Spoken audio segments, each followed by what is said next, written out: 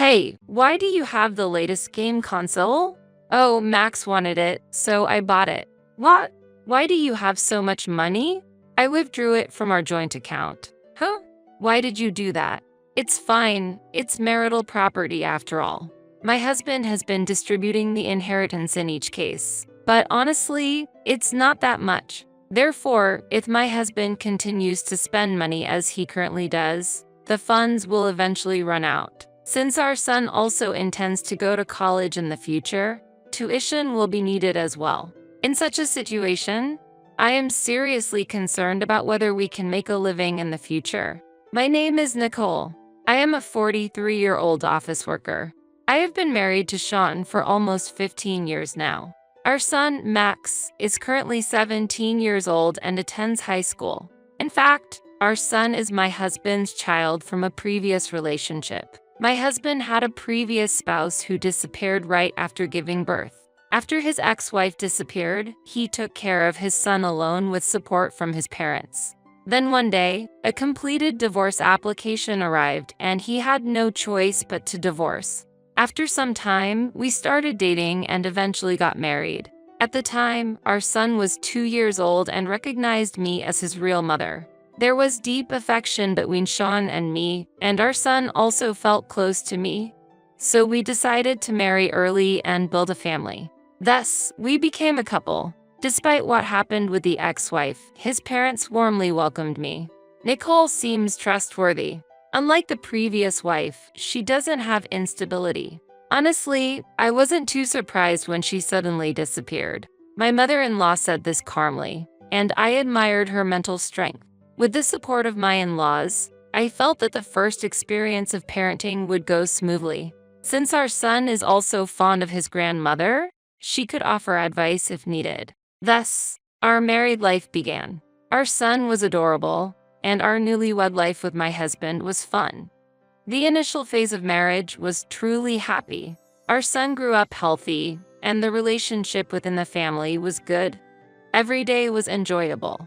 When busy with work, my mother-in-law came to help, and the family supported each other through various challenges. I believed our happy days would continue indefinitely, but unexpected events happened suddenly. What? You were laid off? This happened about 10 years after we got married. Due to the economic downturn and worsening management, the company my husband worked for implemented a massive layoff, and unfortunately, my husband was one of them. Damn it. Why was I laid off? For my husband, the news of being laid off was a huge shock as he had not anticipated it. Did you ask your boss to reconsider? Of course, I tried. I also asked for the reason. They said it would be okay because my wife earns well. They told me there's no problem with our income because you work for a big company. Oh, apparently, my high income was the reason my husband was put on the layoff list. Knowing this fact, I was engulfed in complex emotions. I felt guilty, but I had worked hard in job hunting, joined my current company, and worked as an employee to increase my salary. Currently, I hold a managerial position, have subordinates, and am working as hard as I can. It's hard to accept that my efforts are seen in a negative light. But you know, if the management is bad, the company might eventually go bankrupt.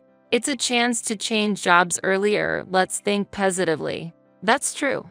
Although my husband's expression was gloomy, he tried to change his mood with my encouragement. However, when nothing seems to go right, nothing progresses as hoped. He seems to be struggling to find a new job. Even when trying to find a workplace that offers a salary equivalent to his previous one, he's not successful. When I suggested, how about considering a lower salary level? He exploded in anger, asking, "Are you mocking me? I don't mean it that way, but it's going to be tough if you can't find a job. Seeing my husband suffer like this is unbearable for me." That's why I hoped he would decide to re-employ even if it meant accepting a lower salary and start working actively again. After many discussions, I encouraged him to take interviews at various companies. However, that attempt also failed. Even when considering lower salary levels, he wasn't hired. Gradually, my husband's mood became more volatile. "You're the one who said to think about lowering the salary, and yet, it's completely useless. Are you trying to embarrass me? He yelled at me, overwhelmed by anger. Facing such unjust anger, I too was at a loss. However, my husband had no one but me to direct his powerless anger at. Therefore, he decided to give up on regular employment and instead started working part-time. For me, having even a little income is far better than clashing with my stressed husband. But unfortunately, misfortunes seemed to follow one after another. It was sudden, but my father-in-law passed away due to illness, leaving us speechless. The suddenness of it meant neither my husband nor I could catch up with our emotions. When we rushed to the hospital, my father-in-law had already passed away and was lying on a bed covered with a white cloth. Dad, why? We always appreciated my father-in-law's kindness, and his death brought deep sadness. An emotional outburst at the funeral was inevitable, and we shed tears. Mother, are you okay? Yes, I'm sorry to worry you. I never thought my husband would pass away first. He always said he didn't want to be left behind. He promised me, don't worry, I'll see you off. And yet, he broke that promise.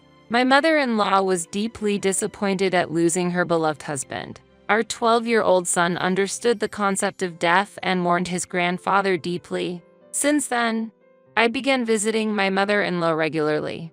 I did so because I didn't want her to feel the loneliness that often comes with living alone. Nicole, thank you always. But aren't you pushing yourself too hard? You seem pale. No, it's nothing. I'm just a bit busy with work. I replied to my mother-in-law's concern like that. But in reality, I felt a significant burden.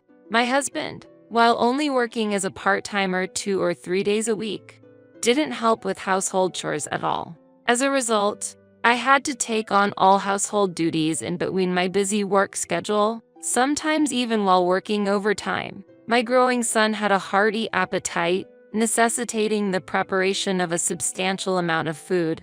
I'm hungry. Is dinner not ready yet?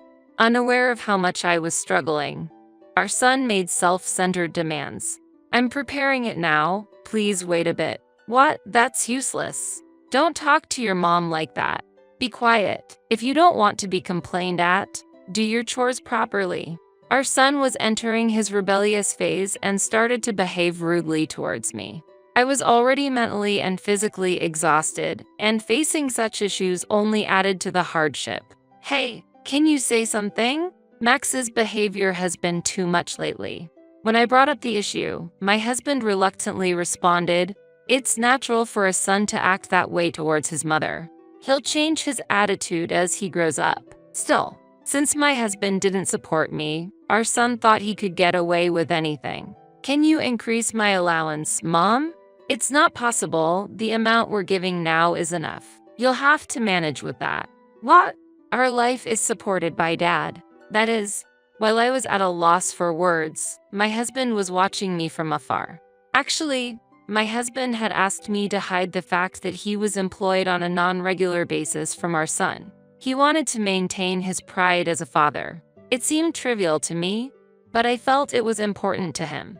However, seeing our son say such things, I realized that this fact was indeed affecting him. Even the income from Mom's part-time job isn't much different from mine. If I start working part-time in high school, I could earn as much as Mom does. Our son declared this and wouldn't listen to anything I said. As a result, my stress increased day by day, and it began to show in my physique. Since I needed to prepare meals for our son and husband first, I ended up eating my portion after they had finished. Consequently, eating late and the stress made it easier for me to gain weight. Gradually, I gained about 22 pounds in half a year. Although I wouldn't be considered obese, I had clearly become rounder. Our son and husband started to mock me, comparing me to a pig and laughing. "Mom, you clearly can't manage yourself. Don't come to the school open day. It's embarrassing." Our son, now in middle school, became even more disrespectful, and it seemed my husband was encouraging that attitude. "Hey, why did you buy a new game console?" "Max wanted it, so I bought it." "Wait, how did you afford that?"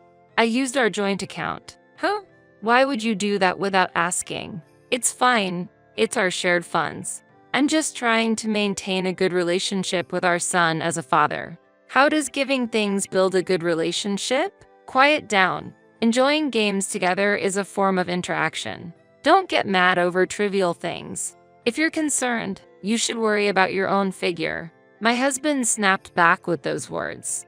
After that, no matter what our son requested, my husband continued to provide it instantly. Our son stopped asking me for things and only asked my husband.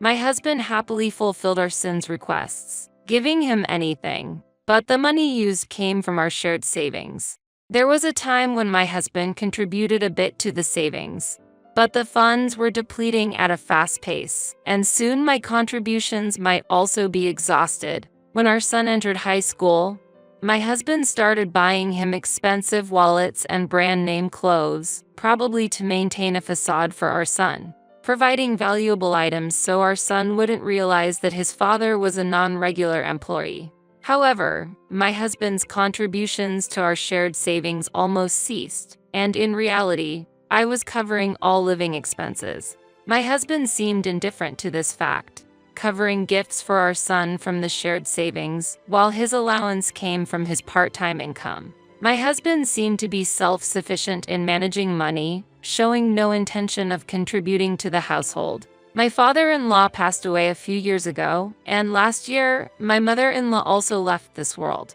Although their inheritance was divided, it wasn't much in reality. If my husband continues spending at this rate, our funds will eventually run out, sooner or later. Our son also wishes to go to college, which will require tuition fees. Facing such financial conditions, I felt a deep anxiety about how we would manage in the future. At that time, our son wanted an expensive watch for his birthday, costing several $1,000s. Clearly, a high school student doesn't need such an expensive item. Yet, my husband said, "That's great. Then, how about Dad buys one too and we both wear the same brand?" I couldn't stand it anymore and spoke out strongly. Look at reality. A high school student doesn't need such expensive items, and you need to start saving. We can't afford to make such purchases.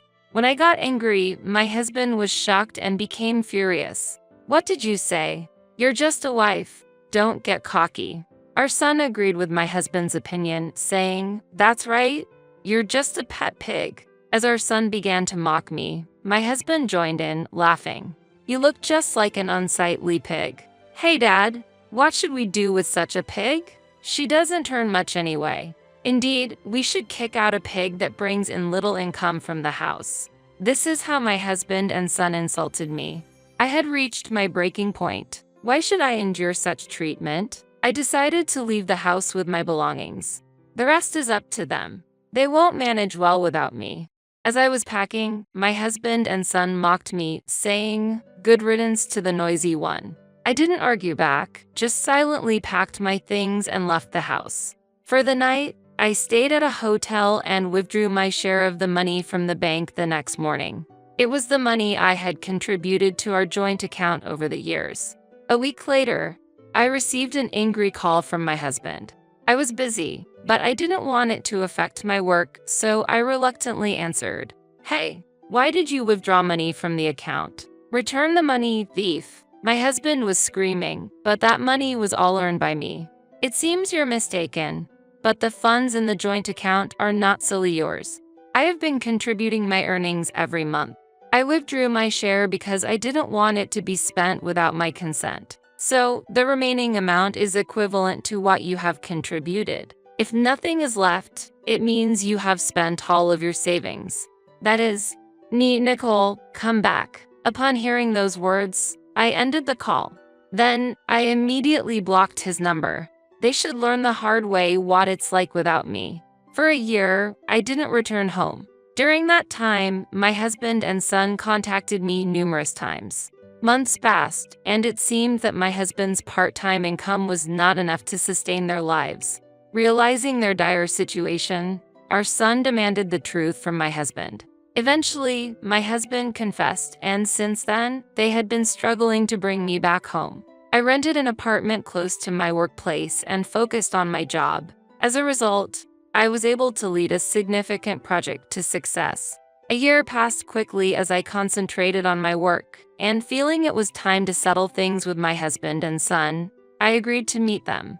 It was the moment for a final decision regarding our past relationship. When we finally met, the condition of my husband and son was pitiful. They appeared before me in a deteriorated state, their clothes ragged, hair unkempt, and it was clear they were not leading a healthy lifestyle. Since the last time I saw them, they had lost a noticeable amount of weight in a state that couldn't be considered healthy. During this time, I managed to regain my health due to the change in my living situation, losing about 22 pounds in a year and returning to my slim figure.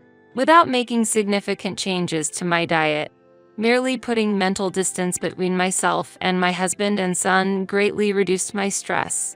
Additionally, incorporating moderate exercise into my lifestyle contributed significantly to my weight loss. My husband earnestly pleaded for me to return, but his plea did not move my heart. "Please, come back." As he begged on his knees, I responded calmly. "Such worthless pleading? What could it possibly mean? It's useless to do such a thing. I came here today to formally request a divorce," I stated clearly. At that moment, it seemed as if the color drained from the faces of my husband and son. "Wait, if we get divorced, we'll truly be left with nowhere to go," my husband pleaded desperately. Our son also said, "Yeah, I've already sold all my branded stuff for lunch money. I can't stand this poverty any longer," appealing to the severity of our current situation. However, I had already made my decision and was ready to start a new life away from my husband and son. "I have no obligation to you. You ignored me and treated me like a servant. I'm fed up with both of you. I've decided to eliminate you from my life, so I'm cutting ties completely." Our son suddenly seemed to realize something and argued back. "Then, you should pay child support. If you're divorcing Dad, you should be the one to pay." My husband agreed with our son, intensifying their demand. "That's right. Since you're the one earning, you should pay child support. Then we can agree to the divorce." They seemed to think they had played a clever hand. However, my husband and son were overlooking a crucial fact. "Actually, I'm not obligated to pay you any child support." "What? Max, you're not biologically related to me." Our son looked surprised. "What do you mean?" "Max, you are a child of his previous wife. Shortly after you were born, your biological mother disappeared and you were raised by your grandparents. I married your father when you were 2 years old. So, we have no blood relation, and I have no obligation to pay child support after the divorce." "I see. Despite that, I have loved and cared for you as my own child, but I can't take it anymore. I'm ending my marriage with this man, severing ties with you, and we're going back to being complete strangers." My declaration seemed to shock our son and husband, leaving them visibly pale. "I want you to sign the divorce papers immediately, but if that's difficult, I'll have to hire a lawyer and possibly take this to court." "Court? We can't afford that." "Then sign the divorce papers." My husband reluctantly signed the divorce papers. Afterward, I submitted the divorce documents to the city hall, and the divorce from my husband was officially finalized. My ex-husband is now juggling multiple part-time jobs, exhaustively supporting both his son's education and their livelihood. However, due to the shock of the truth about his lies and the fact that I wasn't their biological mother, our son harbors strong resentment towards him, and their relationship has significantly deteriorated. I still receive messages from them asking for help, but I ignore them. I hope our son takes this opportunity to reflect on himself and improve his character. As for my ex-husband, even if he suffers from the consequences of his actions, I feel nothing. With these thoughts, I continue to immerse myself in my work today. For the foreseeable future, I plan to focus more on achieving results at work than on love or marriage. My name is Dorothy. I am 68 years old this year. At the end of last year, my husband, with whom I lived, suddenly passed away from cancer, and I had to move in with my eldest son, John, on short notice. Originally, my husband and I lived in the house where John and his family now reside. However, when John started his own family and had a child, we moved to a small one-room apartment nearby and gave them the house. We tried to be considerate in our own way. John runs his own business and couldn't get a mortgage due to his unstable income, so my husband decided to give them the house, thinking about the future of our grandchildren. When we handed over the house, we renovated the interior to make it as good as new. John was blessed with 3 children afterward, and we maintained a good relationship, playing with our grandchildren occasionally, and dining together at a nearby restaurant on birthdays. But when my husband was diagnosed with cancer and it was too late for treatment, he contacted John, concerned about my future, and said, "After I'm gone, please take care of Mother. Live with her." My husband asked John to live with me. I told my husband not to worry as I was still healthy and could live alone, but he wouldn't accept it. He was worried about leaving me alone. John respected his father's last wish and accepted living with me. In fact, since we gave the house to John, I had never set foot in it. Thinking that John's wife, Cindy, might mind, I refrained from visiting their house. Therefore, I encountered an unexpected sight when I arrived at the house. To avoid being a burden, I moved to John's house with minimal luggage. The house was originally a modest 4-room house with 3 rooms upstairs and 1 downstairs. John came out of the house and said, "Was today the moving day?"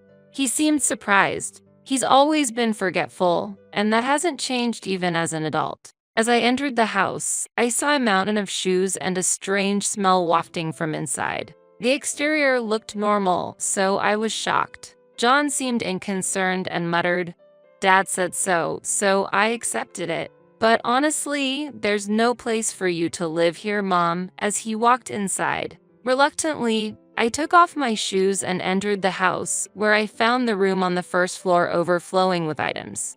The living and dining rooms I was shown were also glittered with shopping bags and trash, leaving no place to stand.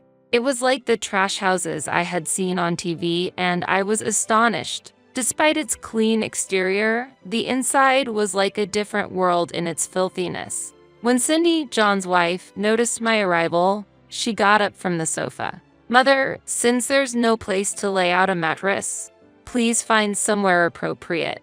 I'm too tired from work to prepare anything," she said before lying down again. She runs a beauty salon and, according to John, makes a substantial income. As I looked at John, he said, "I'm tired from work too. Why don't you organize the room yourself and make some space?" And then he went upstairs. With no choice, I moved the items from the room to the hallway, only for Cindy to yell, "Hey, don't put things in the hallway, they're in the way." I quickly apologized and arranged them, to which she said, "It's fine to tidy up, but don't throw anything away without asking," and returned to the living room. I managed to clear a small space. I was utterly exhausted from tidying up the heavily cluttered room. Then Cindy said, "Mother, can't you at least help with preparing the meal? I'm not your maid." I responded, "Oh, it's already time for dinner, isn't it?" I got carried away with cleaning and lost track of time, and hurried to the kitchen. I was so engrossed in tidying up the room that I lost track of time. The kitchen was littered with food waste, but Cindy was busily frying a large amount of meat. When I asked if there was anything I could help with, she pointed to the dishes and said, "Can you do the washing up?" She then added in a low voice, "I was hoping that you'd consider ordering pizza or something since you suddenly came to stay with us." Pondering over her words and my own sense of propriety, I decided not to argue and replied with a smile, "Sorry about that. I was a bit busy today, but how about we order pizza tomorrow?" Cindy's mood improved and she smiled. "That sounds good. Let's do that tomorrow." I reminded myself that the mess in the house was understandable given they had 3 children, and Cindy herself worked as a beautician and manager. I realized I needed to change my mindset to adapt to living there. That evening's dinner was just a lot of grilled meat and potatoes, with no other vegetables or soup prepared. Surprisingly, despite living in a dirty house, Cindy was very particular about clothing. She would always wash clothes and towels after just one use and strictly instructed her children not to get dirty. As a result, the whole family always looked presentable when going out, and they never realized the state of the house until now. From the next day, I devoted myself to cleaning. I neatly arranged items that were unclear whether they were trash or not, and sought confirmation from Cindy when she returned from work. Due to the large amount of trash, she eventually started to respond with a disinterested, "It's okay, just throw it away," when I asked for confirmation daily. I hesitated to touch other people's things, but it was hard to see the house I once lived in so dirty and with no walking space. After a month, the trash was finally cleared and the house became orderly. With walking space now available, the house looked significantly cleaner. The grandchildren were delighted, playing on the carpet and saying, "It's like the house we see on TV." Their habit of throwing half-eaten snacks on the floor also disappeared. Though John and Cindy never thanked me, I didn't mind as I did it willingly. But I didn't know that my cleaning was actually being seen as a nuisance. Far from being grateful, Cindy felt offended by my actions, saying, "What's this, sarcasm? A mother-in-law's check." No one complained or asked for it. I accidentally overheard this during a late-night trip to the bathroom while John and Cindy were having a drink. John said, "If it weren't for Dad's words, we wouldn't have taken her in, who lives on a pension." His words were in full support of Cindy. Hearing this directly made me very sad. Wondering if there was something wrong with the way I raised him, I returned to my room unnoticed. I felt pathetic sleeping in a dark, small space surrounded by my belongings. However, thinking of my grandchildren who grew up in an unclean environment, I convinced myself that my actions were right and fell asleep. After that, whenever I cleaned, Cindy would quietly leave somewhere. Unable to bear always having meat and potatoes for meals, I proposed to Cindy, "Would it be okay if I made a stew next time? Considering my age, I need vegetables." She hysterically placed the dishes down and coldly replied, "Do as you like, but arrange the ingredients yourself." It seemed I had angered her. From then on, she left all cooking to me and stopped entering the kitchen. The grandchildren, likely deficient in vitamins, ate vegetables and fruits, saying, "It's so delicious." They started to become affectionate, asking, "Grandma, put a fried egg on the curry?" "Me too, me too."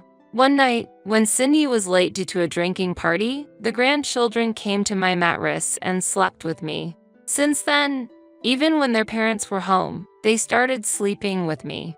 This probably irritated Cindy even more. Having the children become attached to their grandmother might not have been pleasant for her. Eventually, I ended up preparing all the meals. About half a year after that, the summer holidays began, and the family started planning a vacation. Without saying anything to me, John and Cindy, along with the children, were looking at brochures and searching online. It was clear from their behavior and attitude that they had no intention of taking me with them. Honestly, even if they did, I wouldn't have enjoyed it. I decided to enjoy my role in taking care of the house in their absence. However, my eldest grandchild suddenly asked, "Grandma is coming too, right?" The expressions of John and Cindy were complicated, but as the grandchild insisted on my joining, it was decided that I would go along. Cindy, seemingly displeased, said, "Since we'll go early, please prepare everyone's breakfast and do the laundry. It's only natural since we're taking you." Therefore, I woke up at 4 a.m. to prepare the meals and do the laundry. On the car journey, I needed frequent bathroom breaks due to my age, and whenever we entered the highway, I had to ask, "Sorry, could we stop for a break?" Several times. John and Cindy, eager to reach the destination, could barely hide their irritation at the crowded rest stops. The grandchild who wanted me to come also became impatient, saying, "Let's go quickly." John scolded, "It's your fault," which startled the grandchild into crying loudly. With the added traffic congestion, the mood in the car worsened, and Cindy kept complaining, "We spent so much money for this, and it's terrible." It was hard enough for me to get a break. Upon reaching the amusement park, I said, "I'll wait at the cafe while everyone enjoys themselves," and distanced myself. After the children regained their spirits and ran off to the playgrounds, Cindy returned and said, "Please pay for your own expenses," adding another layer of discomfort. With no facilities for the elderly at the amusement park and the cafe getting crowded, I decided to sit on a bench outside. I had taken precautions against the sun, but the summer heat was intense, and the next thing I knew, I was in the amusement park's medical room. I overheard a doctor-like person scolding John and Cindy, saying, "How could you neglect an elderly person like this?" It seemed I had a mild heat stroke. The early morning lunch preparation, laundry, and long car ride seemed to have affected my poor health. John and Cindy, looking annoyed, took me back to the hotel. After checking in, they led me to my room, saying, "Please don't cause any more trouble, and we really shouldn't have brought you. We're going out for the night, so eat something before leaving for the amusement park again." Feeling dizzy, I laid myself down. Alone in the quiet hotel, I began to question what I was doing. Usually, I was busy caring for my grandchildren and doing housework without much time to think. The vacation planning lacked consideration for me, and no one cared that I fell ill after being overwhelmed with early morning tasks. I was lying down there, staring at the ceiling, wondering if this was right. I thought that if I were to collapse in the future, they would probably neglect me just as they had now. Even though I did housework, I was treated as a nuisance. As a mother who had given birth to a son, I realized that I had been harboring expectations, but that was a mistake. I fell asleep pondering whether I should make a decision. Later on, around 6 p.m., I heard my grandchildren's voices asking, "Grandma, are you okay?" They seemed to have returned early from the amusement park because they were worried about me. John and Cindy were whispering in the background, sounding displeased. Cindy then said, "Kids, go outside. I'll talk to her and let the children go out to the hotel's playground." Then Cindy began, "Mother, please stop. Don't you think it's extravagant for an elderly person to travel? Shouldn't someone living on a pension stay home and clean? You're good at cleaning, right?" she said accusingly. The trip was planned for 2 nights and 3 days, and we were supposed to go back to the amusement park the next day. The final day was scheduled for a trick art exhibition and a museum tour, which I thought I could participate in. However, when I asked, "Do I have to leave right now?" John replied irritably, "What else is there?" He vented, "What am I supposed to do now? The plans are ruined. Honestly, I only took you in because of Dad's will, but I can't stand the idea of you having fun for free." Those words solidified the vague decision I had in my mind. I realized I should sever ties with them. I stood up and said I understand, gathered my belongings, went to the front desk, and asked for a taxi. When my grandchildren noticed me, I thought of it as a final farewell and said, "Grandma isn't feeling well, so I'm going home early. You guys have fun," and patted their heads. They seemed to sense something was wrong but couldn't articulate it and just said, "Get well soon," with a smile. I got into the taxi, gave the driver my home address, and he expressed concern about the long-distance fare. I showed him my platinum card and said, "I'll pay with this." He thanked me and started driving quietly to avoid making me feel sick. Upon arriving home, I immediately began cleaning. This time, the cleaning seemed to be quite extensive. The condominium I used to live in was up for rent, but fortunately, no tenant had been found yet, so I was able to return right away. The next day, I packed my things, left John and Cindy's house, and contacted a real estate agent. I said, "I want to let go of that house." After a week, John, apparently having trouble with the real estate agent who came for the appraisal, called me furiously. I visited their house and quietly said, "I've decided to end our relationship here. That's why I'm selling this house. It's essential to discard unnecessary things when cleaning, after all." John and Cindy looked puzzled. "This is Dad's house, right? It all became mine through inheritance." John argued. Cindy, in a fit of anger, said, "Exactly. This is my husband's property. What are you doing on your own?" Sighing, I asked, "You inherited it, but do you remember changing the house's title?" John replied, "I don't remember, but..." I thought it automatically became mine. That's not the case. This house is in my name. I explained, and they looked shocked. What do you mean? They asked. That's what I mean. Also, this marks the end of the financial aid to your company, I declared. Financial aid? Was I getting loans from you, Mom?